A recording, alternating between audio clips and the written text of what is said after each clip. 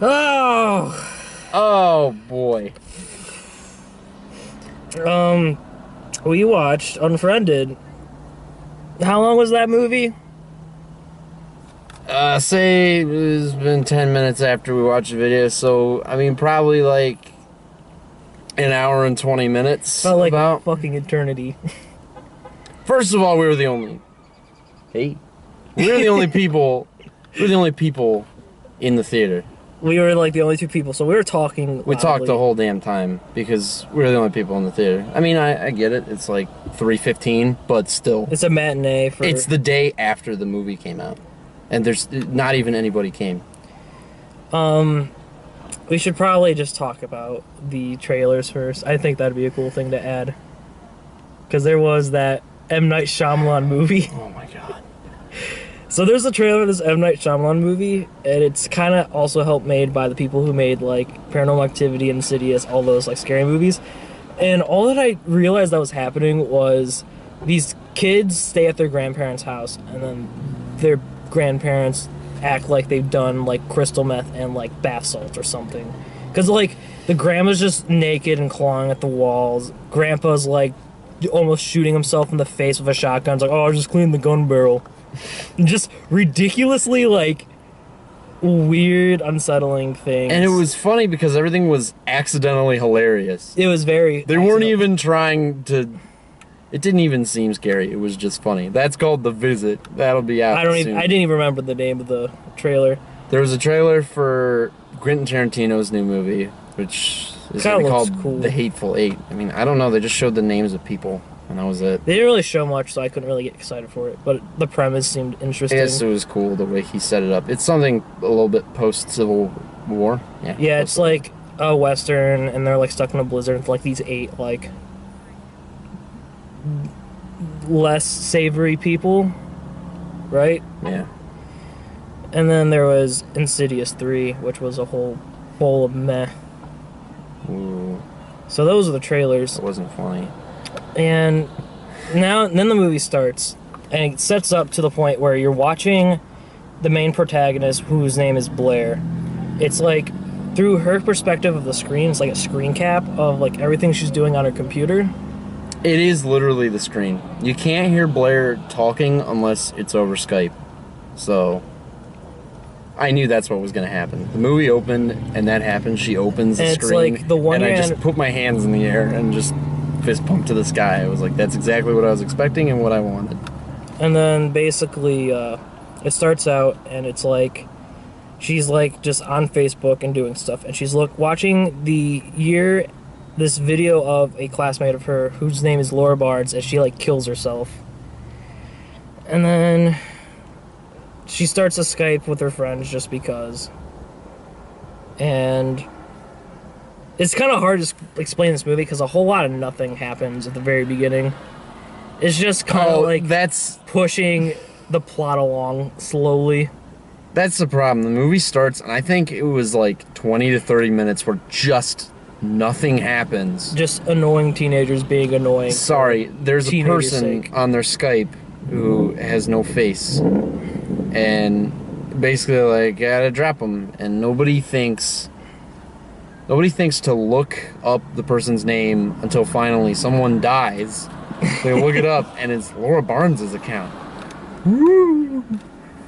And the reason why Laura Barnes' Skype account is like haunting them in a Skype call is because amongst one of them, like, basically posted this video that made her kill herself. And basically, they took a lot of inspiration of her killing herself from Amanda Todd, which if you don't know who she is, she's like this girl who was bullied and harassed and then made a video as like a suicide note, and it was unsettling. But they almost directly ripped off her suicide video. There's a part where Laura Barnes is doing this The with flashcard the cards. things, and it's just explaining. Except they made it seem like she was a lot vulgar.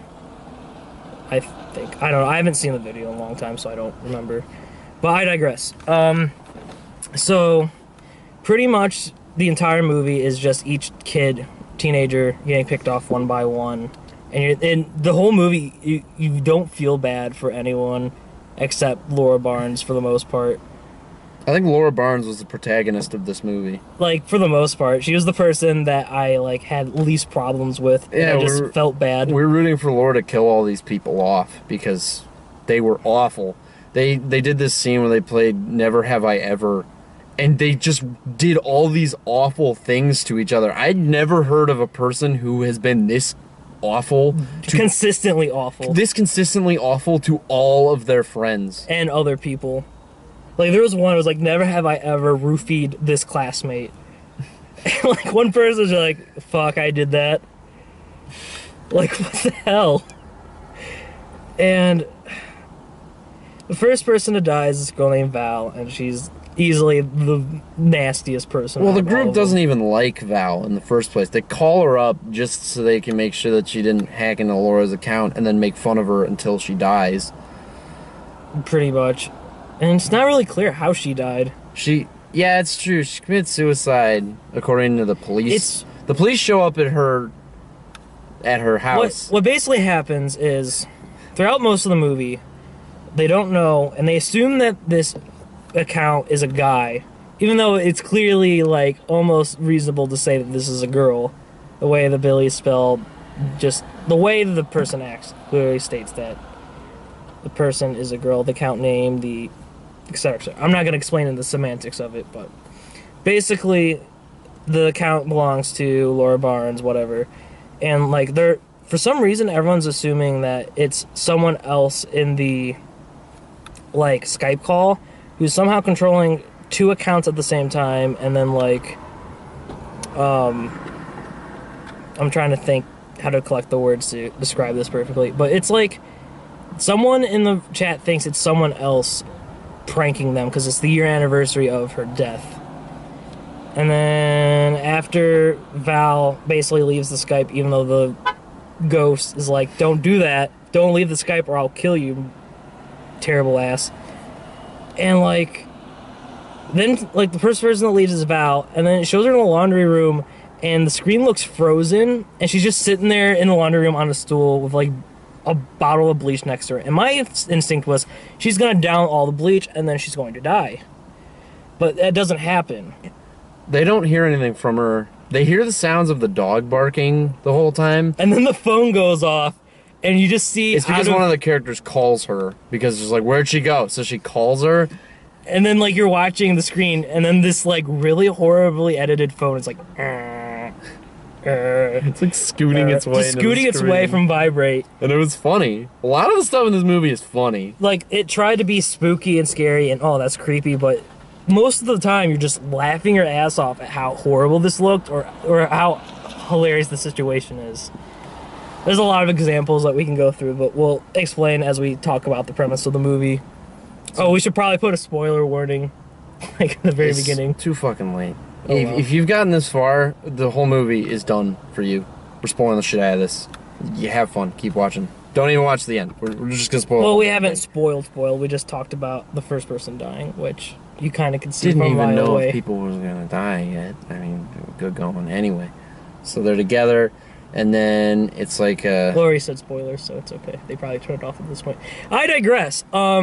So basically, it just shows her, and you see the phone scooting along the dryer, and you're like, oh shit. So then, like, the camera just attacks her, kinda. Maybe. The camera attacks who? Like Val. Well, the camera gets knocked over for some reason. Something like that. Either the camera jumps at her, or like the camera gets knocked over or something. And it gets knocked over, and you see police, and then they're saying numbers, and they're like, "Oh, suicide." It's a 1050 in progress. They get all the numbers like wrong. They're like trying to figure out what happens. Basically, they came to the conclusion that one of the numbers meant suicide. It's funny because you're watching. God, what's her name? What's the main character's name? Blair Lilly. You're watching Blair control the screen. And it's so funny because she will go from completely competent to completely incompetent, like, instantly. And you're like, she seemed good with a computer. Oh, now she's not. And she's inconsistent with her knowledge of computers. Well, anyway, they find out she commits suicide. We don't know how. She just kind of fell over. Then everybody's like, oh, thank God, this is all ha ha ha. She had a seizure because she said she had seizures once. Ha ha. And the whole time Blair's talking to her boyfriend who's on the screen. Yeah, that's weird. His name is Mitchie. His name is Mitch. His name's Mitch, but she keeps calling him Mitchie, and it's funny. Yeah, it's pretty funny. Yeah, and then like they're just kind of she kind of talks to her boyfriend privately on like a chat while this is all going on, and then the story just kind of progresses, and we'll just talk about each person dying. Because that's basically the main plot points. Everything else is just kind of like, oh, you found out this person did this and this person did that. And so what happens is this extra person like says, "We want to play a game, erase your trash for some reason," and then they do this like. That's not true. We didn't talk about the next person who dies. We That haven't happens gotten after. to the next person who dies. This happens before the next person dies. Does it? Yes, this happens Dear God. because they're not scared yet. They're not actually scared. So what happens is before another person actually dies, who gets killed. Nice try. They run this antivirus thing game. Okay. I thought you were talking about Never Have I Ever. No. Okay. There's this antivirus thing. And they're like, do a minute, erase all your trash, blah, blah, blah, blah, blah. And then they're all they freaking think it's out. a Trojan or some hacker or whatever. And then what happens is Blair, like, gets it at the last second, and it's all scary. And then the person disappears. Yay. And then the person shows back up, and there's this fat character named Ken. The person that probably we were rooting for most, because he seemed like the most... He was still a terrible person, but he was a relatably terrible person, in a sense. Like... He seemed like the person that I probably would have most likely been friends with, even despite them being a terrible person. If you could imagine yourself being an actual douchebag, you'd be this fat guy. He wasn't annoying as everyone else. He was the least annoying in the sense of like just constant shouting or like he seemed like he had the most level-headed situation where these two girls were just the three girls were fighting back and forth at one point before the first death, and they were just saying, "All right, why you keep calling me out?" Because no one. Like, the ghost was typing, like, all this horrible shit, like, I'm saying this as this person, she's saying that as that person. Beautiful hacking is what the whole thing is. Yeah, just basically make it seem like one person said something else about another person. And then these three girls are just fighting, like, ready to rip their hair out of each other's skulls. And then Ken is just like, hey guys, how about we do this? We go to a Wendy's parking lot, let you slap the shit out of each other back and forth. We'll get it on video, it'll be awesome. Just like... the sarcastic asshole that realizes how stupid of a situation they're in. That's what he's like, which makes him the most relatable. But basically, Billy227, who is Barnes' account and shows up, suddenly, like, her picture is in Ken's room from, like, a different perspective. And it's weird because, like, they're all standing up like, what the hell is that? And they're like, Ken, we see you on the camera. And he's like, whoa, jeez. And then it does this, like, every time somebody dies, there's like at least 2 minutes of nothing happening so that the jump scare gets you worse. Yes. Every time. And you're just sitting there like, there's going to be a jump scare. Someone's going to die. You basically prepare for it before it happens. They help you prepare for it by giving you this time to get ready. Anyway. So basically then Ken shows up and then he makes scary faces and then his blunder's in a hand and he's dead. Yeah, he basically blunders his hand and face. And I thought I saw a trophy in his hand at one point. I don't know what. He, like, hit the blender off his hand, and that was the last you see of Ken.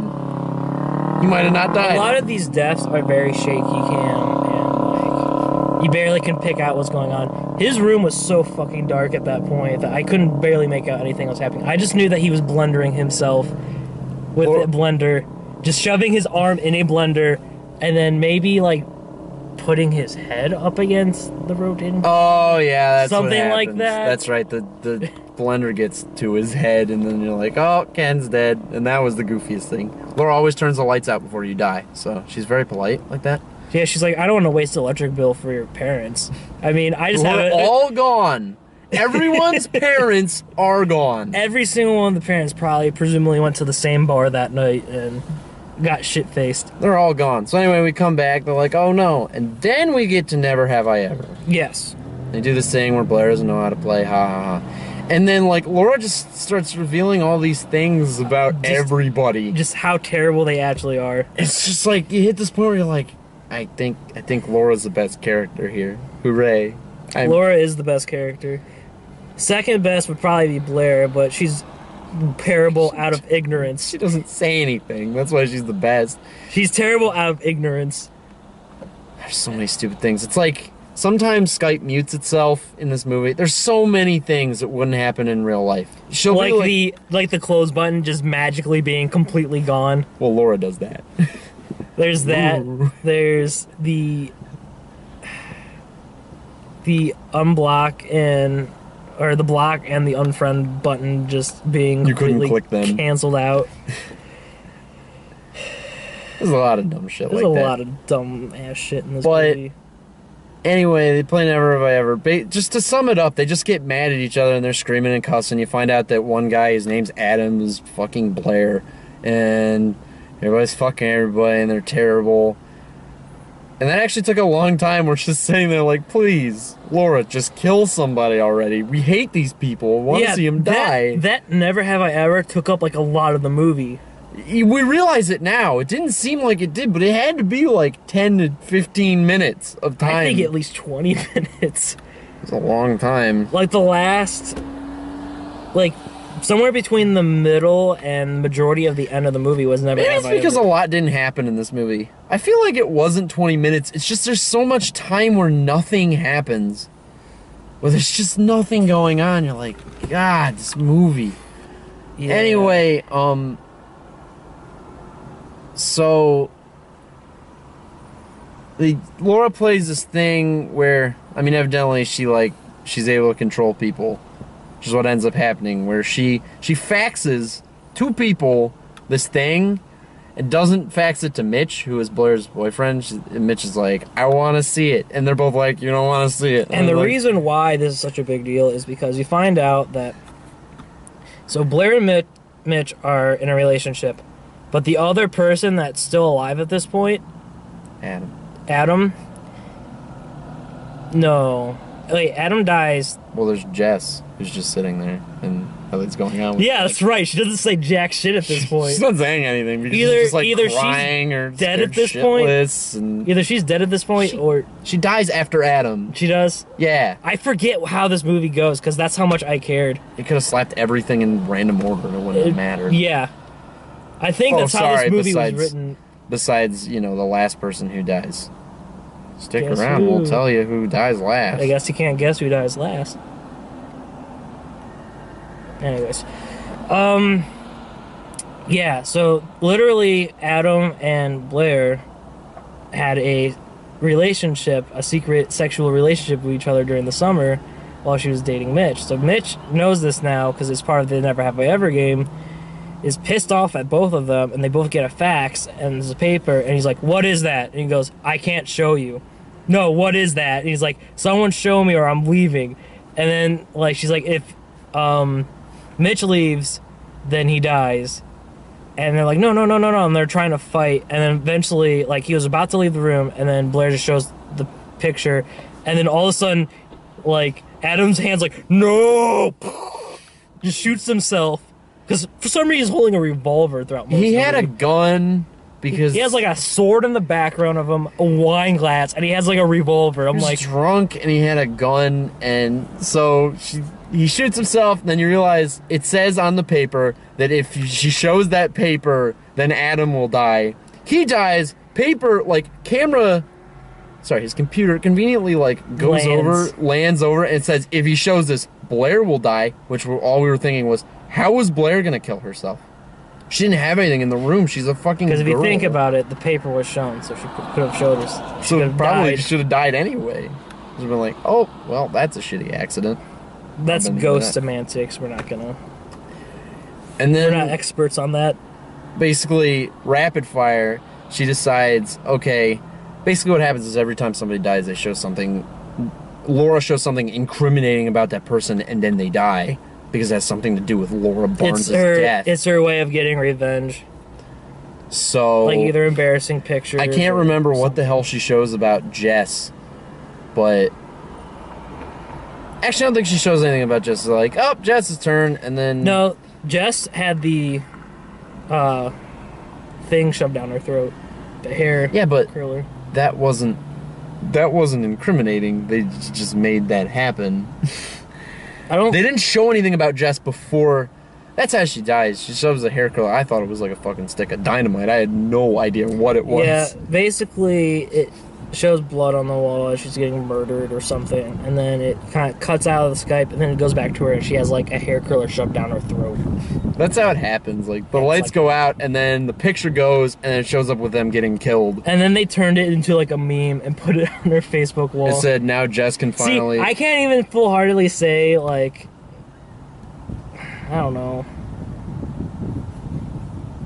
You think that after a while, the ghost is kind of a hypocrite, where she's going an extreme, like, revenge route, like, in a very gray area where it's starting to morph, where it's like, you know, you're not really being the better person in this situation. Well, she can't be the better person. She's a ghost.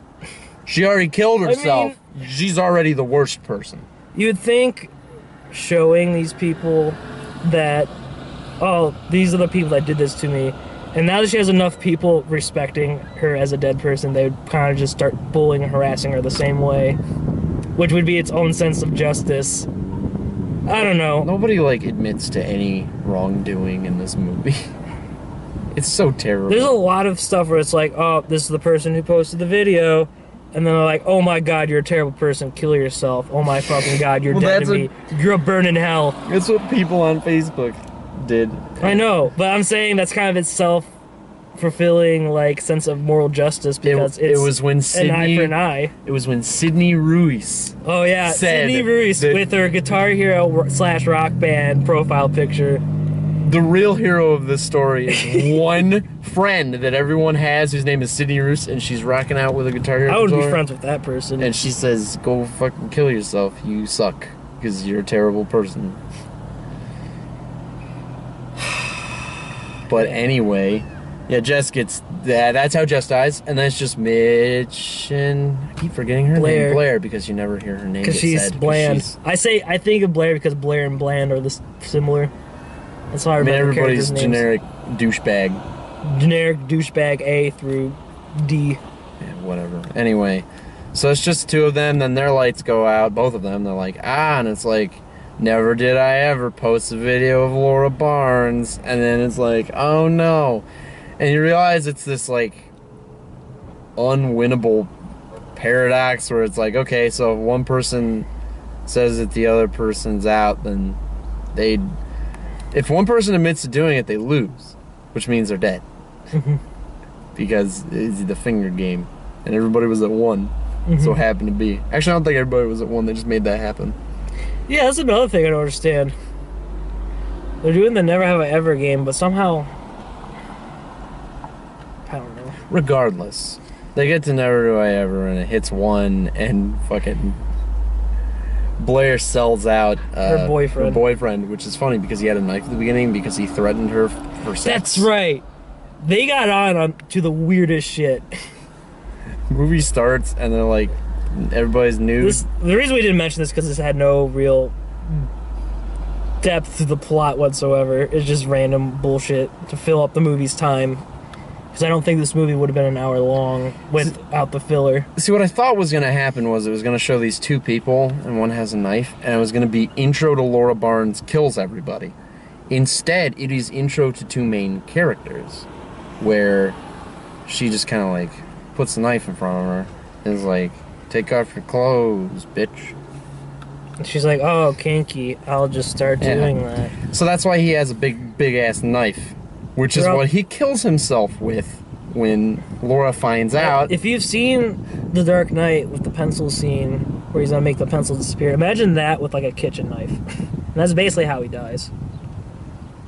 Ugh. He knife on the table, heads to table. Yeah, but I swear I saw the end of the blade coming through the front of his head, like he was like, whoa.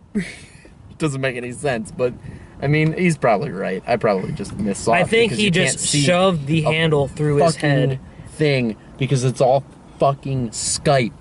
It's Skype, and it's always dark when they die. The picture quality is always awful. If, like, I could talk to you about, like, Blair's internet connection. There's this time where she makes her upload a 999 megabyte picture. Kilobyte. Is a megabyte bigger than a kilobyte?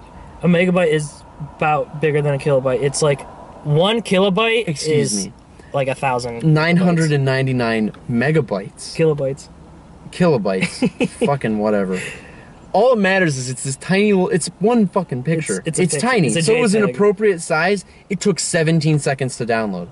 This entire movie, she's Skyping with 5 other people. Like, she wouldn't be able to see anything if her internet connection was that bad. It shows that 999 kilobytes. Yes. The next one is 1 megabyte, which is, 1,000 kilobytes. It's and like, it was like 1.6 megabytes or something like that. It's bigger. Immediately downloaded. Like 2 seconds. It's like, what? That doesn't make any sense. Your internet is like so. Everybody's picture's all blurry. You assume everybody's gonna die, but nobody dies until their lights go out, then their screen goes out, and then they die. I feel like they did this to save on effects.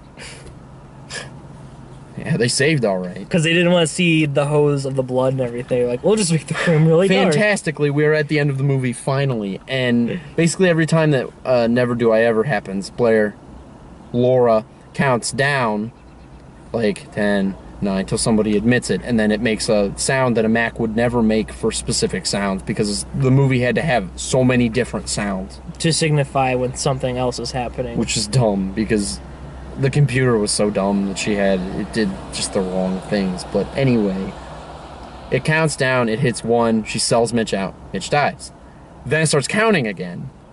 And it's like, oh man, what's she want? See what she wants. And then she goes to Laura Barnes's Facebook. She's trying to barter with Laura Barnes with, we used to be friends, look. Bargain.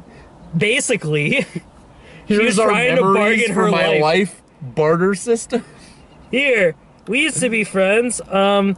Look, I still love you. I did terrible things. I sold you out for popularity. I'm sorry. I'm an asshole. We used to be such good friends. And then Laura's like, yeah, we used to. And then it showed it showed the video of Laura passed out drunk. Yeah, and it's the video that caused her to kill herself. And then it shows Blair. And as Blair's the recording person. Oh, snap.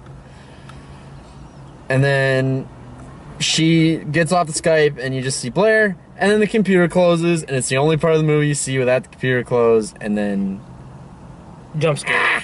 Face jump scare. Just goes, right in front of your face. That's the end of the movie.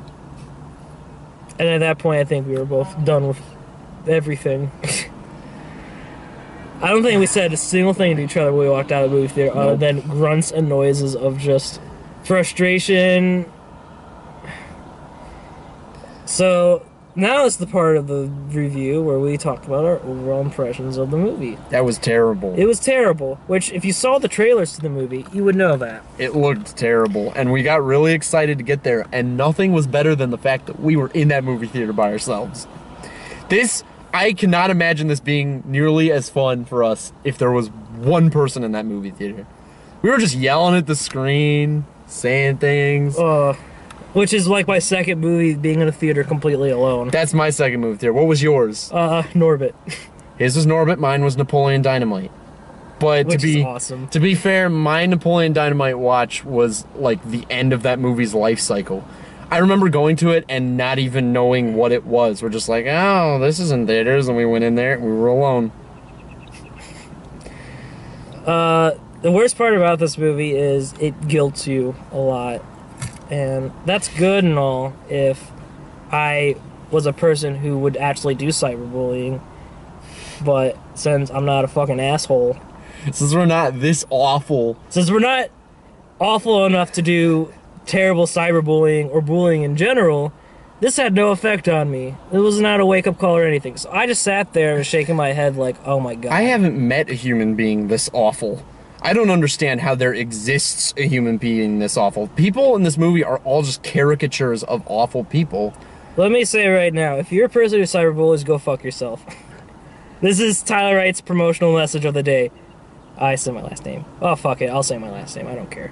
I'll say it again. Basically. I'll go find that and bleep it out. Okay. I'm editing this after I get home, That's by true. the way. I don't care. Go ahead. Anyways. Don't cyberbully. If you've been bullied, please don't kill yourself. Don't. That's way too far. Just understand that your cyberbully is fucking sucks. Basically, that's it. They're just terrible people. Probably there's some problem with their life that they're overcompensating to make fun of you, even though their life's terrible. Blah, blah, blah. Stereotypical bully story. Yeah, Unfriended. Don't go see it. It's not even worth seeing if it's for laughing at purposes, because it's not funny bad. it's not funny bad. Half the time you either feel guilty from their actions of being assholes, or You have to kind of make You're your own just bored. jokes. yeah, you just kind of have to make up the jokes And you can't yourself. do that if you're in a theater with anyone else. And the thing is, we caught this at a matinee. So hopefully you can catch this at a matinee. If you can go to this movie theater by yourself and bring like a friend or two, do that. And go at a matinee, and maybe it will be If your empty. friends are the kind of people who are like, we have to go see a movie, and we're going to go see Unfriended tonight. I mean, I wouldn't say don't go with them. I mean, it's a good time to kind of laugh at the movie, at their suspense for it being awful. But with that said, I wouldn't go see this willingly again. No. Even for laughing purposes, it's just... Now to know what happens. Yeah. Or just read the plot synopsis online if you want a more full extent of exactly what happens, verbatim. But we basically described everything that really happens in this movie that's worth noting. Everything else is like small little jokes. Like, I liked how Laura was very cutesy with the way she was toying with everyone. Laura was very funny. She was, yeah, it was, that's the weird thing. The movie was really funny at the way it, like, portrayed the, like, ghost, but at the same time, it was very, like, I don't know. This movie made me feel weird. It was bad. Made me feel emotions I don't want to feel. I feel bad. Makes me feel like I'm a bad person. It feels like the guy who was filming Laura killing herself should have done more to try and save her. That's from shooting another herself. thing. Honestly, if we thought Oh my through it, God. we could think of so many little things that were just retarded and stupid. Laura, It's literally like a bucket, and every little drop might be small in a sense of how dumb this movie is.